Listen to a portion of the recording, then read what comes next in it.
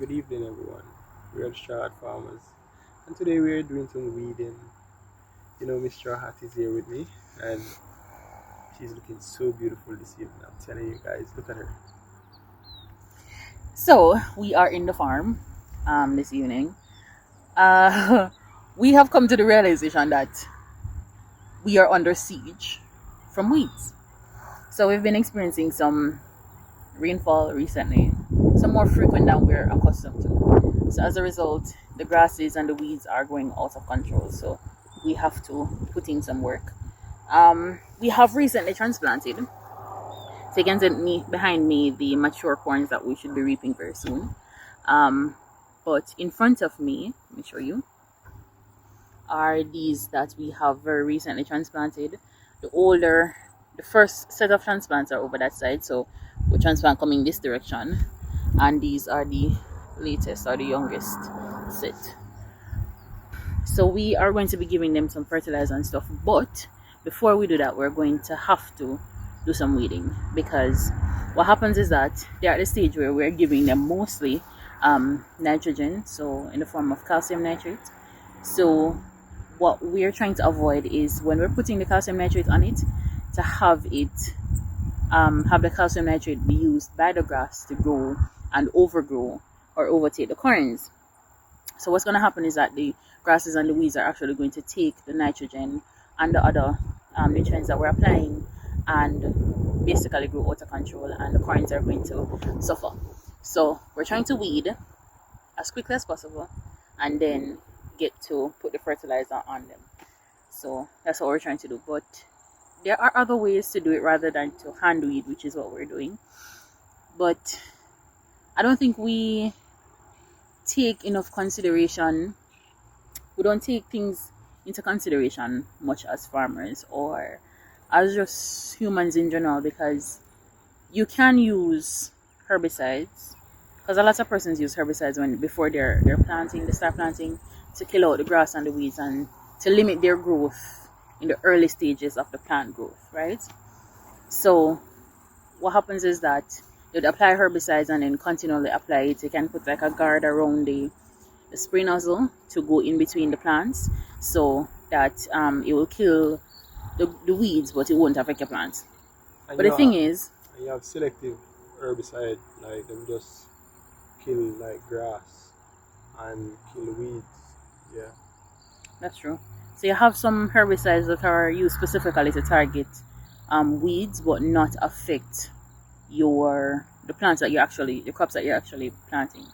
But the thing with that is, every chemical that you use, it leaves some form of residue.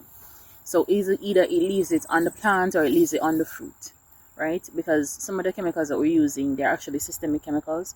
So when you're spraying for pests and such, they can be absorbed into the body of the plant, and that goes into the fruit that you're going to consume. So in any way that you can limit the amount of chemicals that you're using, it will be better for you as the farmer who's applying it. So you're exposing yourself to it every single time you use chemicals. So it will be better for you, and it will be much better for the consumer. Because it is really staggering the amount of persons that are diagnosed or die each year from cancers, right? And we know that most of the chemicals that we use are actually carcinogenic. So they do have some impact in terms of cancer growth. So the environmental scientist in me, we're trying to just limit the amount of chemicals that we use. So it means a lot more manual labor, but I just say go. Get longer life, better health. Same Remember, so we are doing this with God. Oh, people, this here is my new weeding tool. This is it's a Stanley, isn't it? Them say Stanley are one good brand, isn't it? But Stanley, me tell you, see this? I want good hammer. I'm gonna tell you how we use it. I jam it up, I dry it up.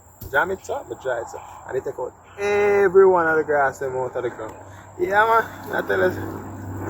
Alright, so let me show you guys what's going on. So this is what it looks like, right? And this is what we have done so far. It's not a whole lot, but You took it right out of my mouth. I was just about to say that. What's I'm scared? How would do that? You use a fishing line, like yeah. Um. So yeah. So we're at it, and we're getting some work done, and taking it one day at a time, 1 minute at a time, and put God first and just go through, right? Yo, I'm telling you this. Me I'm Jamaica, born and grew up Jamaica, isn't it? And you see, if you're not God fearing, why pray for you? God go with you. So yeah. So we're at it, and we're gonna try our best to get this done this week. We have a lot of things that we're hoping to get done this week. We have some rows over there that are freshly plowed. We plowed them last week. They're road, and we need to get some manure and stuff into it. So we're gonna get some manure on that. We're also going to be running out our drip system back on that plot, and then we're going to be sowing some seeds on Wednesday.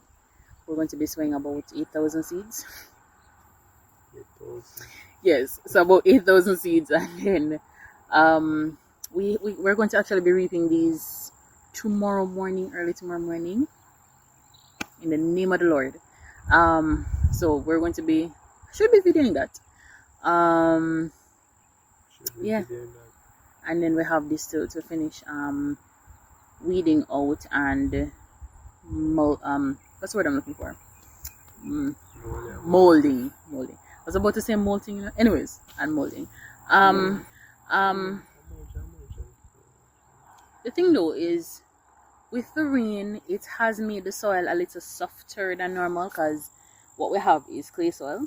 So it has made it a bit softer. But the thing with it too is that when we're taking out the grass roots, some you might be lucky enough to just pull. But what we found, that when you pull, but you don't pull out the root, twos, what is left, like this, will grow back in very short order. So even though it's a bit more labor intensive, we try to cut them under and pull out so that the root of it comes out with it. So what we're doing in the meantime, so as we dig, we're kind of plowing, and because, as I said, it's clay soil, what happens is that it can get a little compacted. So you try to dig to get out the roots, but at the same time you're creating some airspace, some pockets where oxygen can actually go down into the soil to help the worms and stuff that are in there, helping to break down your nutrients to make them available to your plants.